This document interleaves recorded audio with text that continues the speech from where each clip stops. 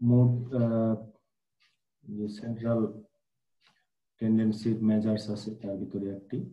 Mood নির্ণয়ের উপরে দুই ধরনের প্রশ্ন হতে পারে। একটা হচ্ছে দুই ধরনের না, তিন ধরনের বলবো আর কি।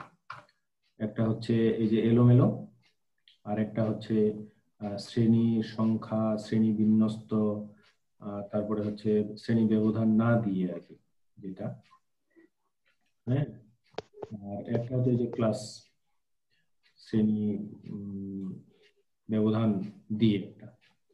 প্রচুরক, প্রচুরক এই কথাটার ভিতরে এটার সমস্যাটার সমাধান রয়েছে। সেটা হচ্ছে প্রচুর থেকে প্রচুরক, প্রচুর তথ্যগুলোর ভিতরে যে তথ্যটি প্রচুর পরিমাণে রয়েছে, বেশি বেশি রয়েছে, সেটি হচ্ছে প্রচুরক। ঠিক আছে?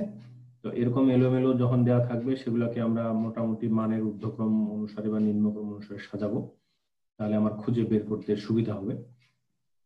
সাজানোর পরে যেটি সংখ্যায় বেশি থাকবে সেটি হবে প্রচুরক। এতে একটা সংখ্যাও থাকতে পারে, দুইটা সংখ্যাও থাকতে পারে, এর অধিকও থাকতে পারে, সমস্যা নেই। যদি পাঁচটা সংখ্যা একই ধরনের হয়, পাঁচটাই 10 বার করে আছে, তাহলে পাঁচটাই হচ্ছে প্রচুরক। তিনটা 5 বার করে আছে, তিনটাই প্রচুরক। দুইটা 10 বার করে আছে, দুইটাই প্রচুরক। একটা 10 বার আছে, একটা প্রচুরক। ঠিক আছে? আর দ্বিতীয় ধাপে তো যে গণসংখ্যা সংখ্যা দেয়া আছে, তো গণসংখ্যা দেওয়া থাকায় মানেই হচ্ছে যে ওই সংখ্যাটা বেশি বার রয়েছে। তো এরকম করে দেয়া থাকলে সেটা নির্ণয় করা কিন্তু সহজ। যেমন এখানে আমরা দেখতে পাচ্ছি যে 10 আর 9 এর গণসংখ্যা হচ্ছে 10, তাই না? তার মানে কি? তার মানে 9 সংখ্যাটি 10 বার রয়েছে, অতএব 9টাই হচ্ছে এখানকার প্রচুরক। কথাটা বুঝাতে পারছি আমি? প্রচুরক এর হচ্ছে যে প্রচুর পরিমাণে, মানে বেশি যেটা রয়েছে, যেই সংখ্যাটি, যেই উপাত্তটি, যেই তথ্যটি বেশি বার রয়েছে সেটাই হচ্ছে প্রচুরক। তাহলে তিন ধরনের প্রশ্ন হতে পারে। একটা হচ্ছে এরকম এলোমেলো, প্রত্যেকটা ক্ষেত্রে আমরা দেখলাম। আর একটা হচ্ছে এরকম গণসংখ্যা দেওয়া আছে কিন্তু শ্রেণী ব্যবধান নিয়ে শ্রেণী দেওয়া নাই।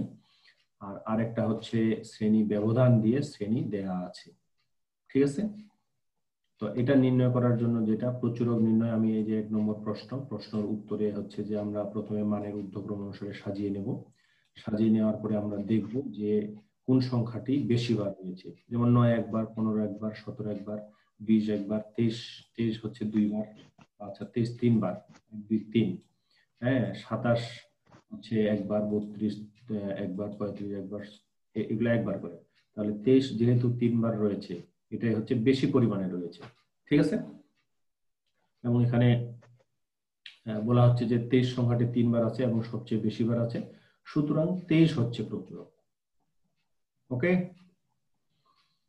আর তারপরে হচ্ছে যখন এরকম করে দেওয়া আছে, যা দেওয়া আছে তাই, এবং এখানকার বেলায় যেটা বলা হচ্ছে যে প্রশ্ন প্রদত্ত, এটা যদি উত্তর করতে চাই, এটাকে আমি সাজিয়ে নিলাম এভাবে সাজানোর পরে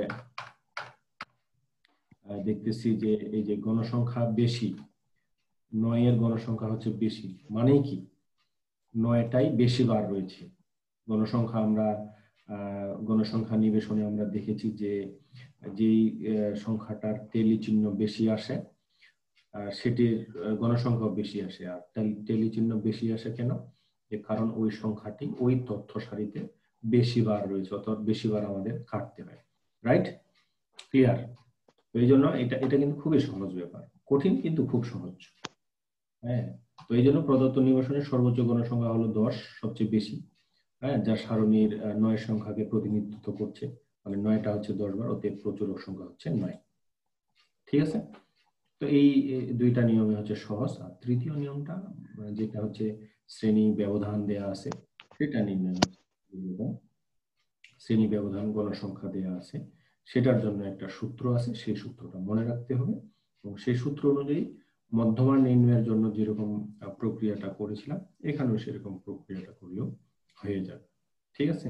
তো সেক্ষেত্রে হচ্ছে প্রচুরক নির্ণয়ের জন্য 3 নম্বর প্রশ্নের জন্য যেটা একটু গন্ডগোল হয়ে গেছে, সূত্রটা মনে রাখতে হবে আর কি। যেখানে দিয়েছি মোটামুটি এটা হচ্ছে সূত্র, এই যে প্রচুরক নির্ণয়ের সূত্র দেখা যাচ্ছে না? L1 মানে লোয়ার লিমিট, আর এটাকে যে ত্রিভুজের মতো যে চিহ্নটা রয়েছে এটাকে বলে ডেল্টা। ত্রিভুজের মতো যে চিহ্নটা এটা হচ্ছে ডেল্টা, ডেল্টা 1, ডেল্টা 2, আর সি হচ্ছে ক্লাস ইন্টারভাল। এগুলোকে চিনতে হবে, এগুলোকে চিনলেই হয়ে যাবে। তো ডেল্টা 1 এগুলো হচ্ছে প্রচুরক শ্রেণী এবং তার পূর্ববর্তী শ্রেণীর গণসংখ্যার পার্থক্য। প্রচুরক শ্রেণীর সঙ্গে তার পূর্ববর্তী শ্রেণী, আর ডেল্টা 2 হচ্ছে প্রচুরক শ্রেণীর সঙ্গে তার পরবর্তী শ্রেণী গণসংখ্যার পার্থক্য। গণসংখ্যার যে পার্থক্য, এই পার্থক্যগুলো বের করতে হবে। এখন এখানে যেহেতু বলা হচ্ছে প্রচুরক শ্রেণীর নিম্নসীমা, প্রচুরক শ্রেণীর সঙ্গে ব্যবধান, প্রচুরক শ্রেণীর শ্রেণী ব্যবধান, তার মানে কি বিষয়টা কি দাঁড়াচ্ছে? বিষয়টা দাঁড়াচ্ছে যে আমাকে প্রচুরক শ্রেণীটা বের করে নিতে হবে। ঠিক আছে, প্রচুরক শ্রেণীটা আমাকে, 3 নম্বরের উত্তর কোথায়? হ্যাঁ 3 নম্বরের উত্তর শুরু হয়েছে এখানে। হ্যাঁ, কিন্তু আমার মনে হয় চলে গেল না, কি করলাম? এই যে উপরে মনে হয়। উপরে না, এটা গন্ডগোল হয়ে গেছে। আচ্ছা, এনিওয়ে এটা দিয়ে হবে আর কি। এই যে এটা দিয়ে 5 থেকে 10 না, 5 থেকে 10, হ্যাঁ এই যে এটা উপরে চলে গেছে। এই যে যা দেওয়া আছে ওইরকম করলে হয়ে যাবে, এটা মানে অন্য দরকার নেই। হ্যাঁ,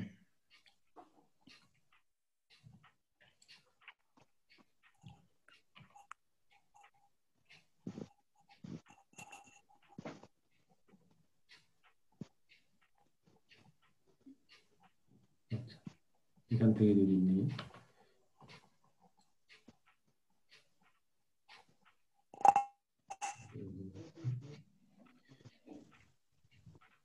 আচ্ছা এটার জন্য দেখো এখানে প্রচুরক শ্রেণী নির্ণয় আমি কিভাবে করব।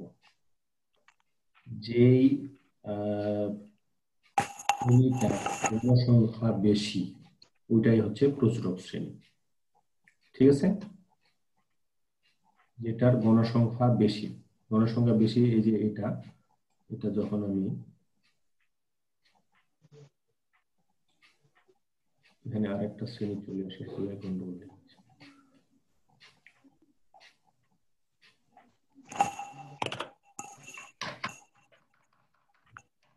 পেজ নিতে হবে মনে হয় একটা। পেজ পেজ যেটার গণসংখ্যা বেশি যে শ্রেণীটা, এটাই হচ্ছে প্রচুরক শ্রেণী। এবং এখান থেকে যদি দেখি এই নিচটা থেকে, তাহলে এখানে এই শ্রেণীটার গণসংখ্যা হচ্ছে 10। অতএব এই যে 35 থেকে 40 এটাই হচ্ছে প্রচুরক শ্রেণী। আমরা মধ্যমা নির্ণয়ের সময় মধ্যমাকে ক্রমযোজিত গণসংখ্যার পরিপ্রেক্ষিতে আমরা মধ্যমা শ্রেণী নির্ণয় করেছিলাম। ঠিক তেমন এখানে কি করব, এই যে গণসংখ্যার ভিত্তিতে। গণসংখ্যার ভিত্তি করে আমরা প্রচুরক শ্রেণীটা নির্ণয় করব, এবং প্রচুরক শ্রেণীটা নির্ণয় করতে গণসংখ্যা যেটার বেশি সেই শ্রেণীটাই হচ্ছে প্রচুরক শ্রেণী। ওকে, প্রচুরক শ্রেণী নির্ণয় করা যদি হয়ে যায়, তাহলে আমরা যেগুলো আমাদের দরকার, কি দরকার, আমার লোয়ার লিমিট দরকার, অর্থাৎ ওই শ্রেণীটা নিম্ন সীমাটা দরকার। আমার প্রচুরক শ্রেণীর যে গণসংখ্যা রয়েছে পূর্ববর্তী গণসংখ্যার সঙ্গে সেটার যে তফাৎটা মানে বিয়োগফলটা আমাদের দরকার। ওইটার সঙ্গে স্যার ত্রিভুজটাকে কি বললেন? এগুলো হচ্ছে ডেল্টা। ডেল্টা। হ্যাঁ, ডেল্টা 1, ডেল্টা 2, হ্যাঁ সিতে ক্লাস ইন্টারভাল প্রচুরক শ্রেণী। তো এখানে আমি সেই হিসাবে দেখতে পাচ্ছি যে এল হচ্ছে 35, 35 এবং 40 যেহেতু শ্রেণীটা, তাহলে 35 হচ্ছে সীমা, আর ডেল্টা 1 হচ্ছে কি ওই যে 10 হচ্ছে শ্রেণী, ওইটার গণসংখ্যা, আর 10 এর আগের যে শ্রেণী সংখ্যাটা, যে 10 এই শ্রেণীটার পূর্বের শ্রেণী সংখ্যা, প্রথমে ডেল্টা 1 এটার সঙ্গে এটার তফাৎ, এই দুইটার তফাৎ। হ্যাঁ, ডেল্টা 1 আর ডেল্টা 2 হচ্ছে এই দুইটার তফাৎ। ঠিক আছে, তাহলে হ্যাঁ 10-এর সঙ্গে আমি 7 বিয়োগ করলাম, 10-এর সঙ্গে আমি 9 বিয়োগ করলাম, বিয়োগ করলে আমি 3 পেলাম এবং 1 পেলাম। আর ক্লাস ইন্টারভাল হচ্ছে 5, 35, 5, 40। তাহলে এগুলো আমি বের করে নিয়েছি। ওকে, বের করে নেওয়ার পরে আমি যখন মান বসিয়ে দিব, হ্যাঁ, ডেল্টা 1 এর মান 3, ডেল্টা 1 এর মান 3, ডেল্টা 2 এর মান হচ্ছে 1। হ্যাঁ, ক্লাস ইন্টারভাল হচ্ছে 5, লোয়ার লিমিট হচ্ছে 35। তাহলে এখানে 3, 3 আর 4, 3 5 15, নিচে হচ্ছে 4। এটা ভাগ করলে 3.75 আর দিক করলে 38.75। হ্যাঁ, এটা 38.75। এটা হচ্ছে প্রচুরক। বুঝেছো? স্যার উপরে সূত্রটা একবার দেখি। হ্যাঁ, এটাই সূত্র, এটা ঠিক আছে। জি স্যার, ও মানে ব্যাখ্যাটা দেওয়া আছে যে সূত্রে, ওটা দেখি। ব্যাখ্যা এই যে এখানে হ্যাঁ স্যার, এটা এটা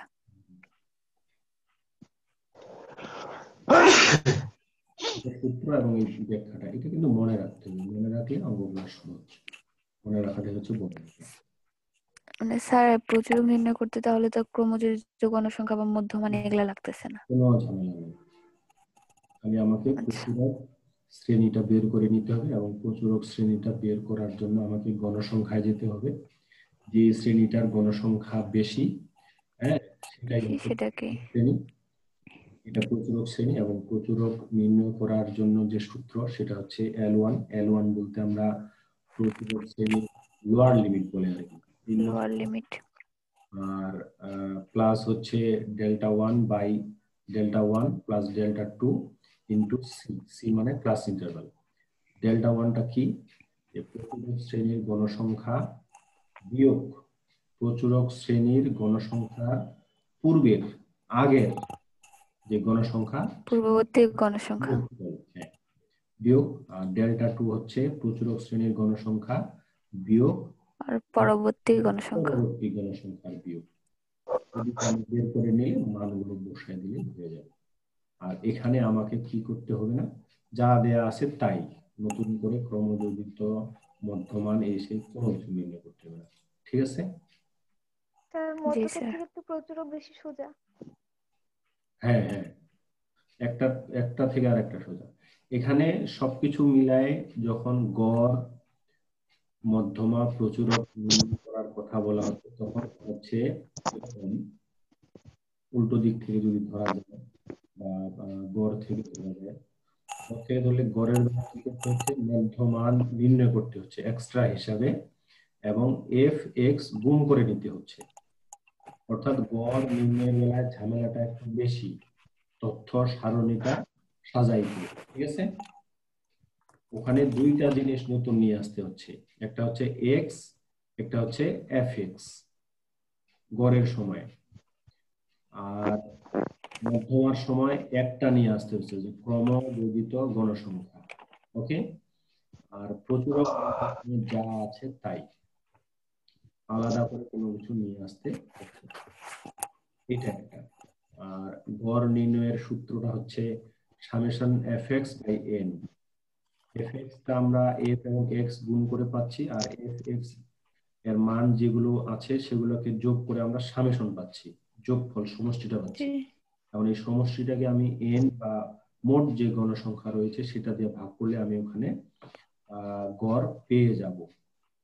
আর মধ্যমা নির্ণয়ের সময় বলা হচ্ছে L1 plus n/2 minus fc divided by fm, তাই না?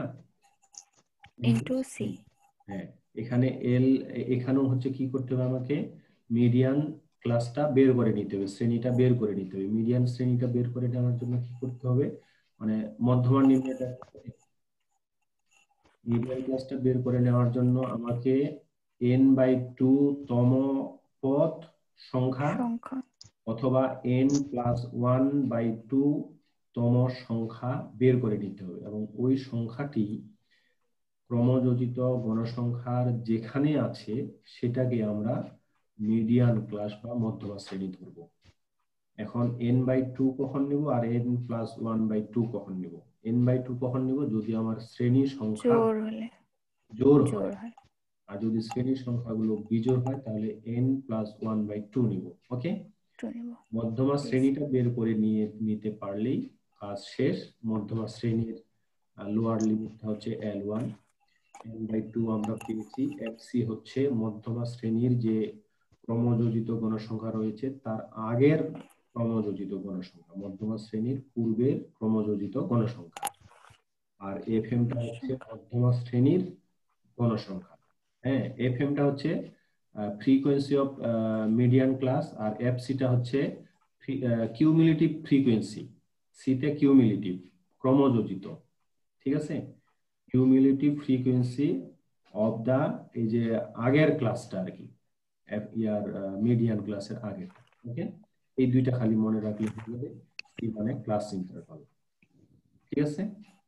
আর প্রচুরকের বেলায় হচ্ছে Δ1, Δ2 আর লোয়ার লিমিটটা থেকে যাচ্ছে। লোয়ার লিমিট এটার জন্য হচ্ছে আমাকে প্রচুরক শ্রেণী বের করে নিতে হবে।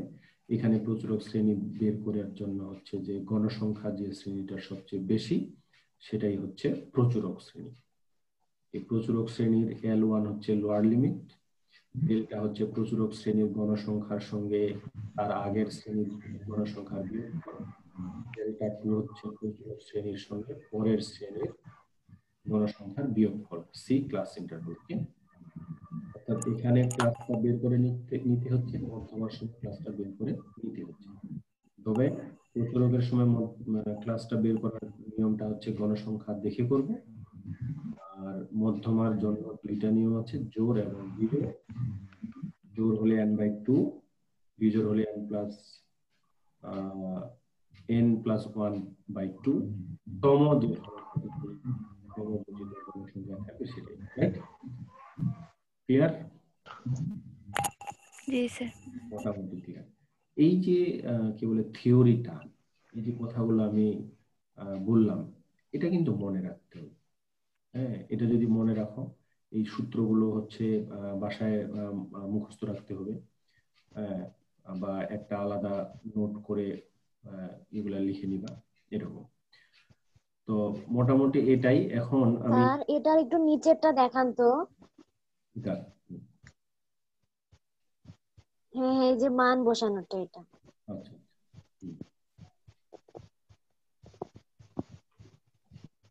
এটা ইয়া করে নাও, আমি রেকর্ড করছি, এটা আমি ইউটিউবে দিয়ে দিব, প্রয়োজন মনে করলে ওখানে দেখে নিতে পারো, সমস্যা নেই। আশা করি আজকে তো অনেক বেজে গেল, আজকের মতো ক্লাস শেষ করছি। আর নেক্সট ক্লাস কবে স্যার? এ সংক্রান্ত কি বলে প্রশ্ন আমি একটা দিয়ে দিচ্ছি, যেটাতে তোমরা গড়, মধ্যমা, প্রচুরক নির্ণয় করবা, ঠিক আছে? স্যার আপনি ওই যে যেখানে দেন আপনার কোন জানি একটা এর আগের বার যে দিলেন ওখানে দিয়েন স্যার, ওখান থেকে আমরা নিয়ে নিব। হ্যাঁ, তাহলে ওখানে যাও, আমার যে ব্লগ সাইটটা আছে ওইখানে। হ্যাঁ, হ্যাঁ ওখান থেকে নিয়ে নিব, কারণ অনেকগুলি তো হবে। ওখান থেকে ভালো। তাহলে আমি তাহলে ওখানে দিয়ে দিচ্ছি আর কি। হ্যাঁ, আচ্ছা স্যার। এটা আমার ব্লগ সাইট আর কি, এই যে দেখা যাচ্ছে ব্লগ সাইটটা আমার। জি স্যার। হ্যাঁ, জব প্রিপারেশন না? জি স্যার। এই যে roytopon.blogspot.com, এটা দিয়ে দিবা বাস। তাহলে এখানে আমি দিয়ে দিচ্ছি, তোমরা গড়, মধ্যমা বা যে প্রশ্নটা থাকে ওই অনুযায়ী সূত্রগুলো প্রয়োগ করে আমাকে দিবা। আর প্রশ্নটা এখান থেকে যারা পাবা একটু পারলে নাম সহ লিখে দিবা, তাহলে আমি বুঝতে পারবো যে কে কে নিলা, ঠিক আছে? আর নেক্সট ক্লাসটা হচ্ছে আমি বলে দিচ্ছি, পরে গ্রুপে তোমাদের জানাই দেওয়া হবে আলোচনা। আচ্ছা স্যার।